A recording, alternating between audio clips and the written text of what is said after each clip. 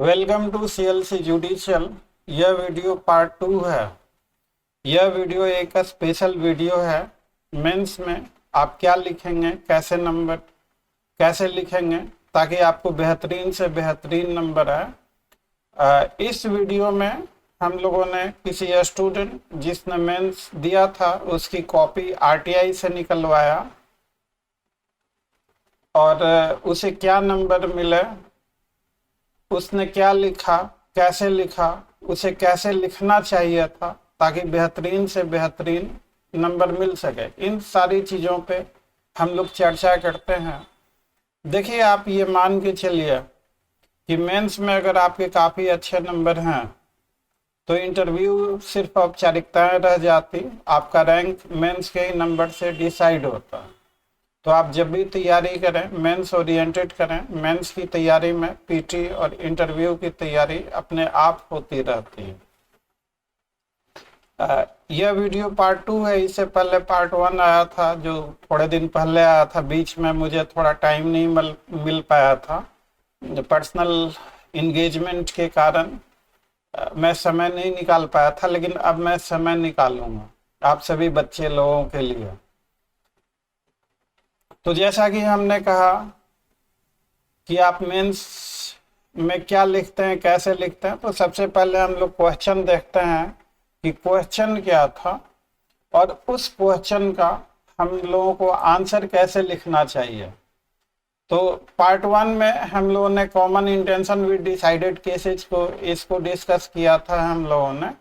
आज ये 10 नंबर का क्वेश्चन था 2A, जो कि ये पार्ट 1 में इस वीडियो प्लेलिस्ट में आप जाइएगा और how to write into the mains, आप मेंस आंसर से संबंधित हमारा प्लेलिस्ट है, तो उसमें अगर आप जाएंगे तो आपको ये सारी चीज़ें मिल जाएंगी। तो हम लोग देखते हैं क्वेश्चन क्या था। क्वेश्चन जो है आपका जस्ट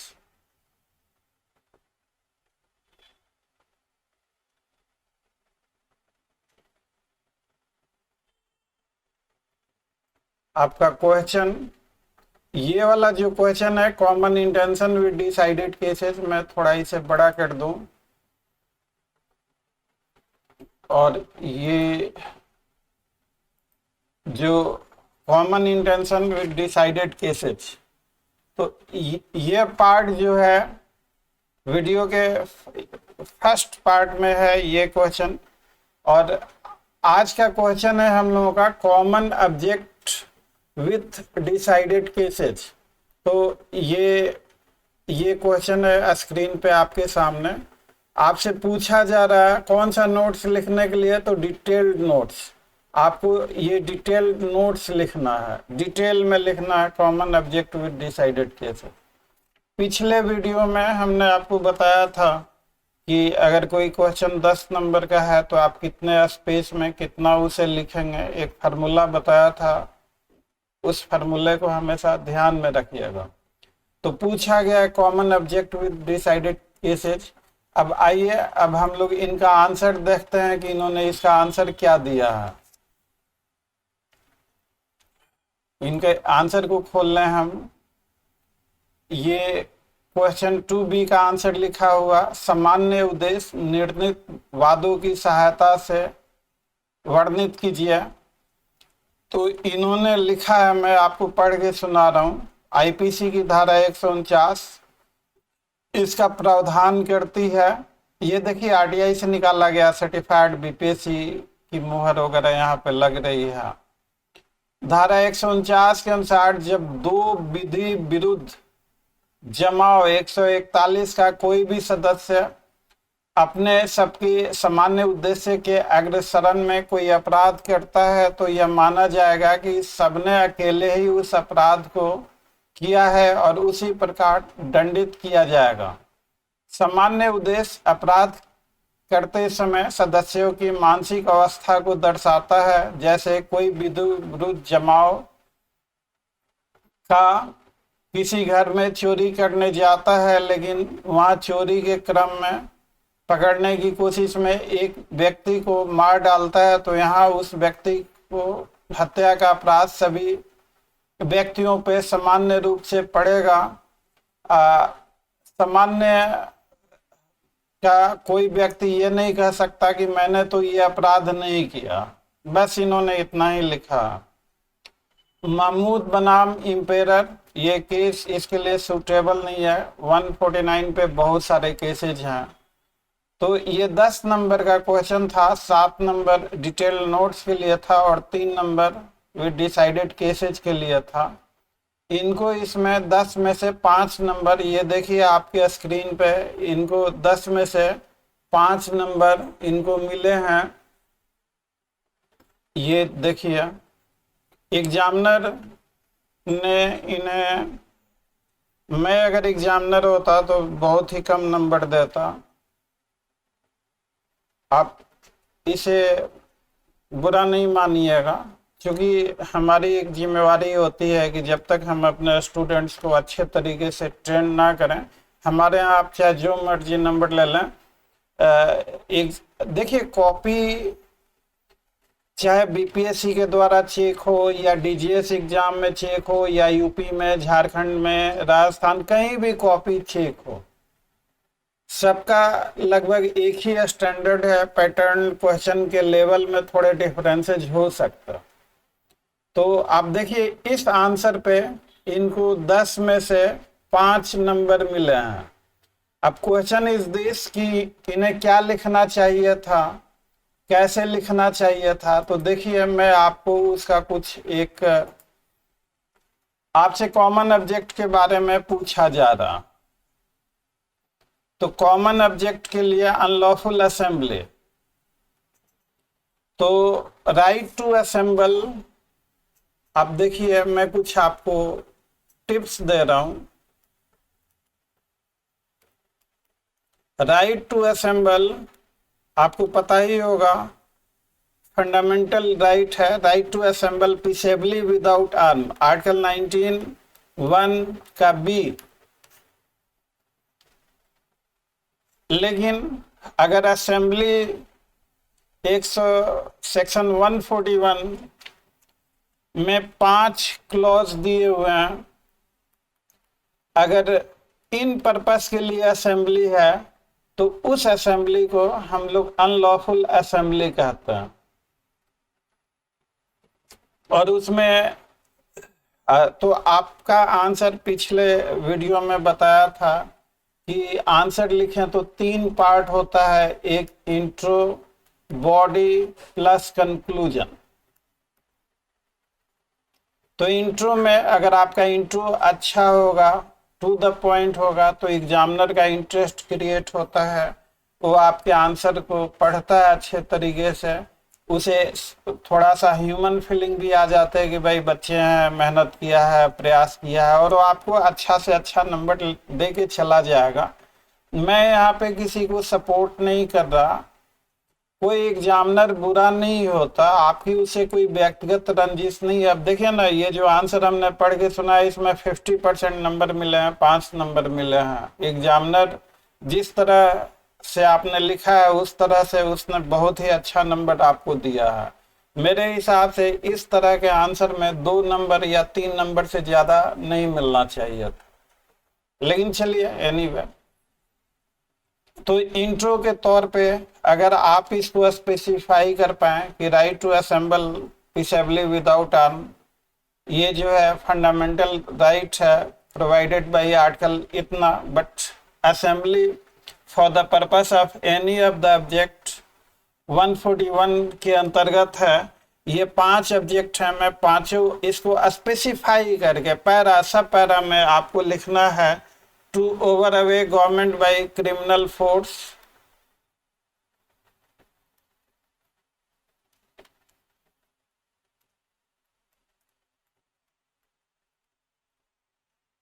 दूसरा जो ऑब्जेक्ट है to resist the execution of law,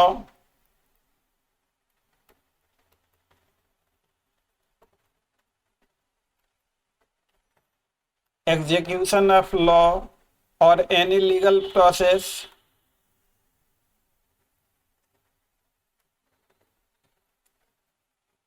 तीसरा है to commit an offence.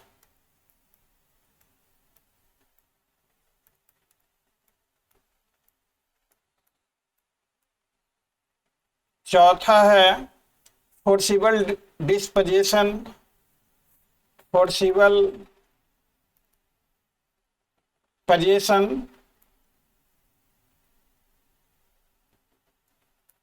Forcible position और डिस्पोजिशन।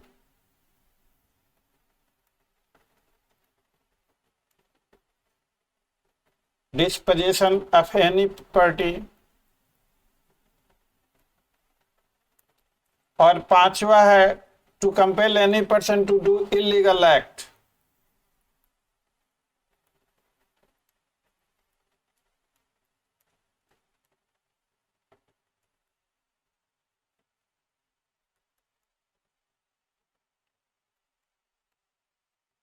तो पैरा करके आप लिखेंगे, अगर इन पर्पस से असेंबली है तभी that assembly shall be designated as unlawful assembly, otherwise not.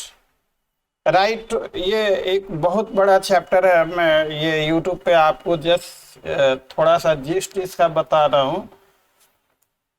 और आप देखेंगे 143 के अंतर्गत ये आपको कहता है कि being only member of unlawful assembly that is punishable. और 143 के अंतर्गत पनिशमेंट है ओनली बिकॉज ऑफ मेंबरशिप। और आपका 149 पे आपको अब लिखना है 149 आईपीसी का कि every member of unlawful assembly, मतलब आप देखिए कैसे एवरी मेंबर ऑफ अनलॉफुल, ये अनलॉफुल असेंबली शॉर्ट में लिख रहा है, every member of unlawful assembly guilty of offence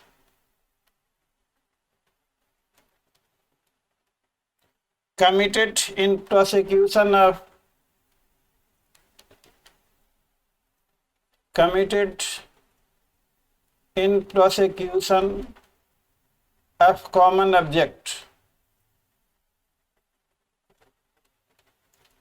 ये एक पार्ट है मार्जिनल नोट हेडिंग में ये दिया हुआ। और दूसरा पार्ट है कि मेंबर्स ऑफ अनलॉफुल असेंबली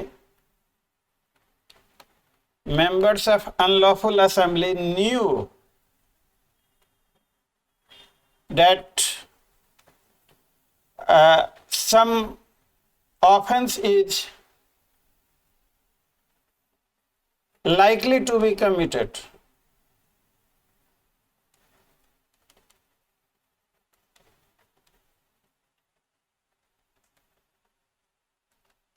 तो आपको 149 में दो चीजें बताई जा रही हैं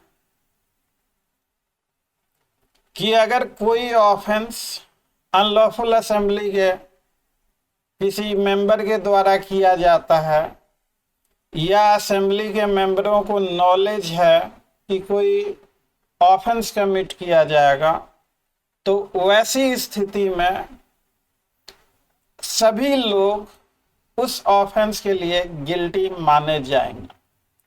तो 149 ये जो incorporates the principle of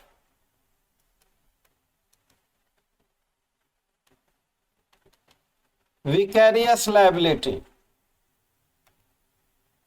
vicarious liability में थोड़ा सा आपको समझा दूं, क्राइम में आप टॉर्ट में, कॉन्ट्रैक्ट में, master servant relation, principal agent relationship, tort में भी, और ये आप सिविल लॉ में पढ़ते होंगे, क्रिमिनल लॉ में भी इसका एप्लीकेशन है 149 में।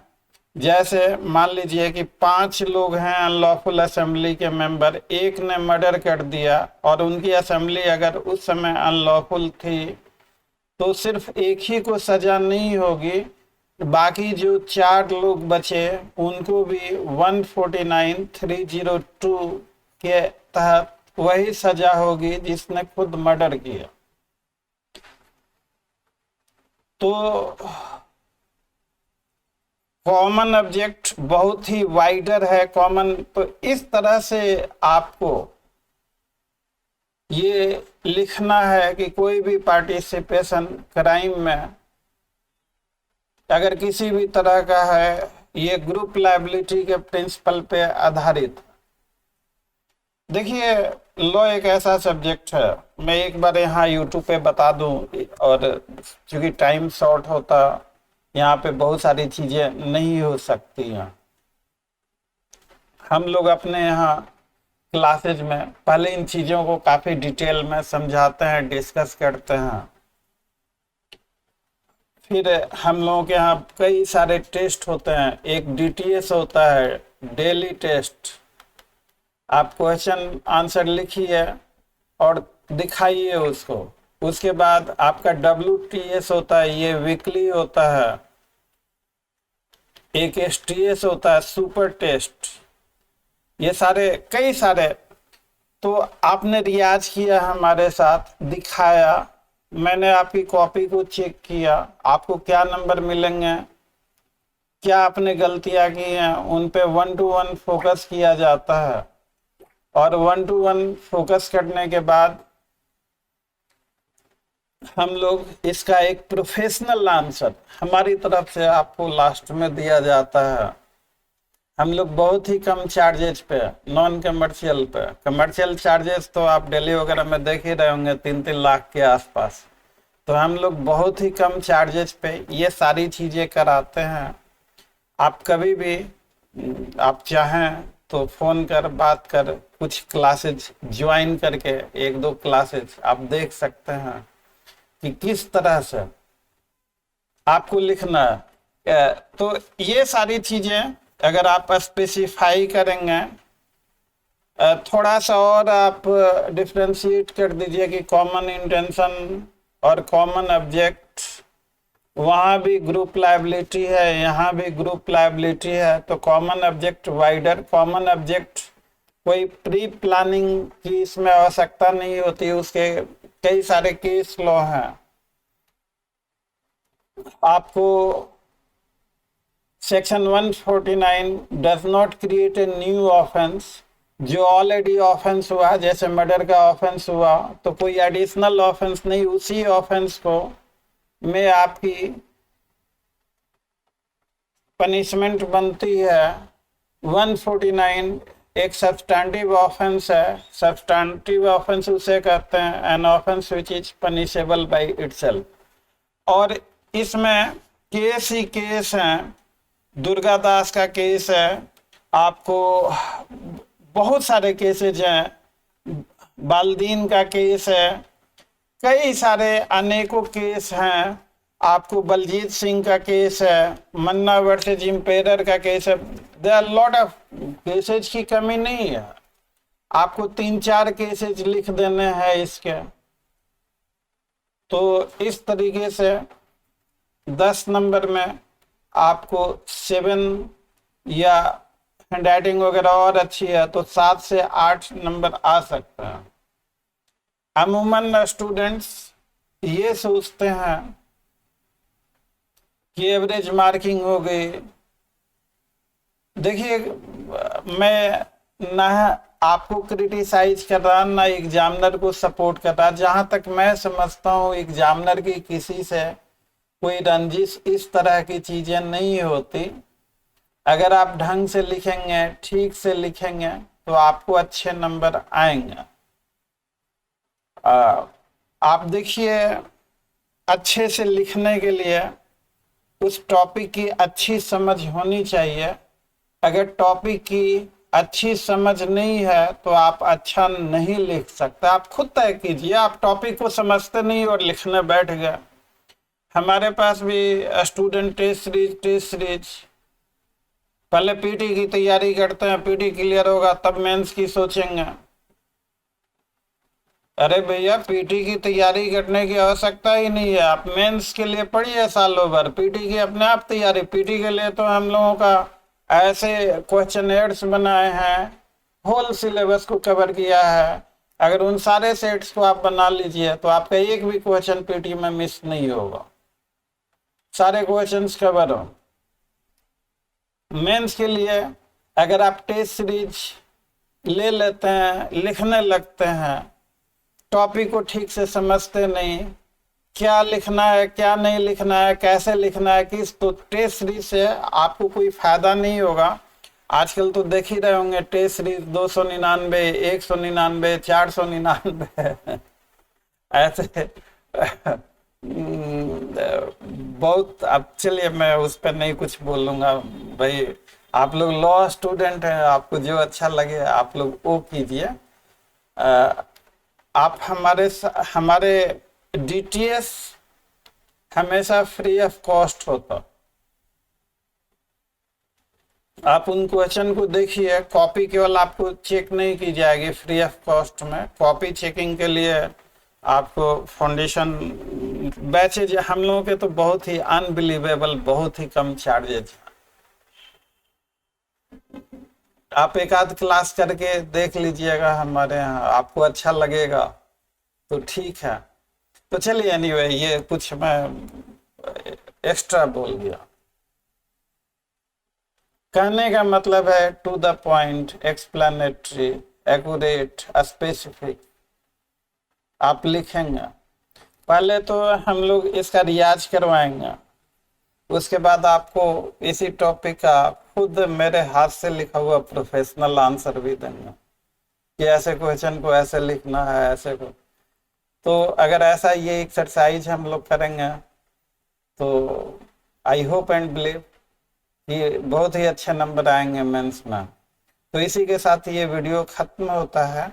नेक्स्ट पार्ट में एक क्वेश्चन और हम लोग लेंगे, आंसर क्या स्टूडेंट ने लिखा है, बीपीएससी ने क्या मार्क्स दिए हैं उसमें, और उसका आंसर क्या होना चाहिए, इन सारे चीज़ों पे चर्चा करेंगे। अंत में वीडियो अच्छा लगा हो तो वीडियो को लाइक, चैनल को सब्सक्राइब और इसे ज़्यादा से ज़्यादा शेयर कीजिए ताकि यह वीडियो हर जरूरतमंद स्टूडेंट तक पहुंच सके।